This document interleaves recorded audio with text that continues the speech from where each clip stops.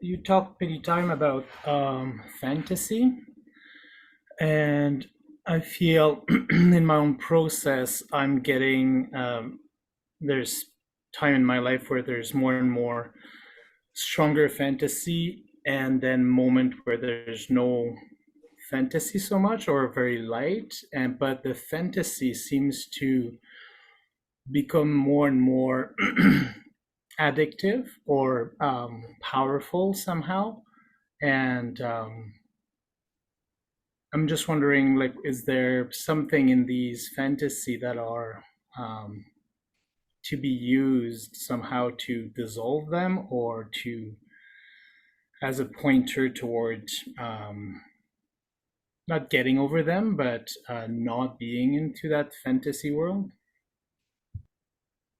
No, actually, when you said fantasy, of course, as everything else, it means nothing because it's not a fantasy.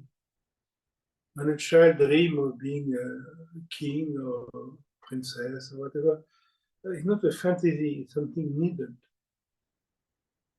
We function like that. What we call the world is a fantasy. It's not fact. What we think of the world is a fantasy. I often said myself, when I was young, I learned history and I learned the revolution. I learned about the battle of Waterloo, and I learned it was a defeat. And then I lived in London, and my daughter was going to school in London, and then we studied history in London. I learned that Waterloo was a victory. So, is it a victory? Is it a defeat? It means nothing. Just only a point of view. So, what we call fantasy, it means thinking it is one or the other. It is both, according to one point of view. Things are not what is the win for one is the lose for the other. So fantasy is just thinking one way. But actually, we don't have a choice. If you believe to be French, what they lose the defeat. If you believe to be British, what they lose the victory. And there's nothing to change that. But one day you wake up and you realize you have a French passport, you have a British passport. That doesn't make you British nor French. You may know more the French history than the British one, or the opposite. But you're not your passport. If you go to America and you have an American passport, then you're American. You move to Russia, maybe you have a Russian passport. Doesn't make me a Russian. So I'm not my passport. So I'm not my knowledge. My knowledge is circumstantial. It depends on the situation. So when we said fantasy, actually, we have no choice. When you fantasize about a woman, about a man, about a government, about a car, about your body, about a guru, it's not that you have a choice. Somebody else would fantasize something else. So actually, fantasy is not a fantasy. It is we cannot see differently. But more and more you come attuned with that. You said this moment you have less fantasy, yes. And then again, this moment is a kind of feeling of lack, feeling of loneliness, feeling of, and then you need to stimulate yourself for a fantasy. Like you meet a woman or a man and you make love the first few times, you have no fantasy, you're totally in feeling. Then after some time, if you do it regularly, when you make love with your wife, then you begin to think of the neighbor. Why? Because it's less intense. When something is less intense, fantasy comes. When it's very intense, you have very little fantasy. So fantasy comes from a moment where we lack sensitivity. When the feeling is strong, no fantasy. When feeling come pattern, memory, then we need the fantasy to be stimulated. You need a new car, a new wife, a new wardrobe, a new dog, whatever, new code, new tradition, everything is different, but it's all the same. But when you have fantasy, you need it. So accept it. Maybe even put aside the word fantasy, just it is your way of creating the world at that moment.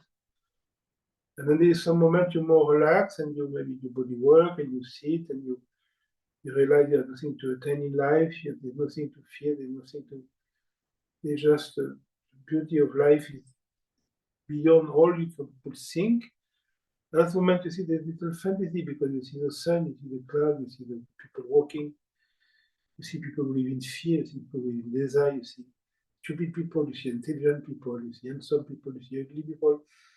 And it's so beautiful to see people. Nothing else in life more beautiful than to sit on a bench and to see people walk by, people living in their thoughts, in their expectation, in their fear, in their memory. It's extraordinary. It's like theater. Even Shakespeare could not write more plays than just sitting on the bench and seeing people walking by. And then you don't need fantasy, because of the strength, the beauty, the power of movement really reveals itself to you. And then something happened, and don't ask me why, because that's nothing I know. And then you begin to think of your grandmother, of your lover, of your dog, of your guru, of your body, of your car. Why? Because you stop seeing the beauty, the extraordinary beauty of people walking by. And when you don't see anymore, there's no stimulation, and then you begin to think. And then you see, I'm thinking. Just seeing the last 2 minutes, I didn't see anybody walking by. I was just thinking of my grandmother. That moment, you don't need to come back to the scene. Again, you're going to see the extraordinary event of people in front of you. So just seeing that you think, seeing that you have fantasy will make you come back. It's not technical. When you see you dreaming, it's finished. You're in a concert and you just realize 2 last minutes you didn't think. You didn't listen. You were not listening. Why? Because you're thinking of, did I pay the parking on my car? Didn't pay it? The moment I see that, they're already listening back. So you don't need to listen. When you see that you're not listening, that means you're already back in listening. There's never any room for any doing, as we said several times. When I said, what shall I do? I'm looking in the wrong direction. No, see that you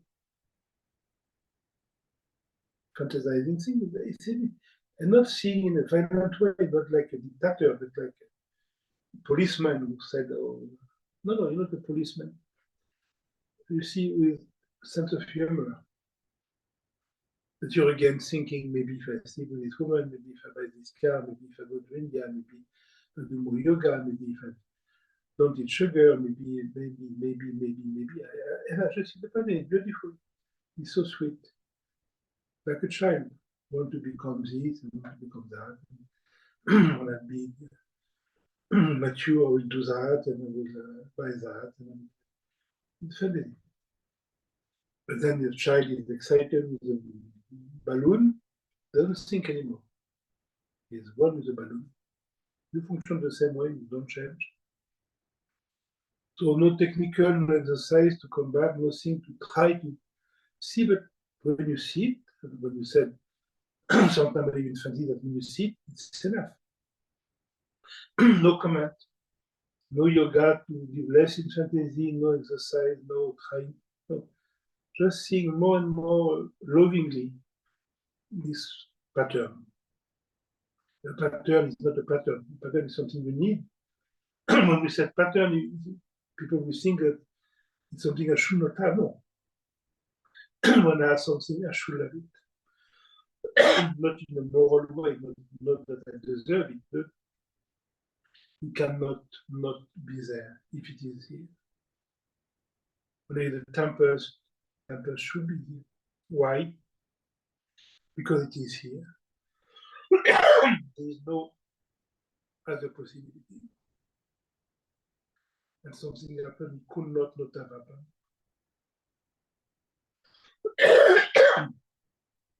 So, so-called fantasy is not a fantasy, no more than any other thing that we call not fantasy. See the fact. See you function with more and more perfection. Why? Because you have nothing else in your life than you function. All the rest will go. your wife, your children, your money, your health, your car, all that what they will not be there anymore. When you're on the deathbed, you will not hear your wife, you will not hold your hand, you will not have your car, your money will be of no need, your functioning will be there. You will be attuned with this functioning.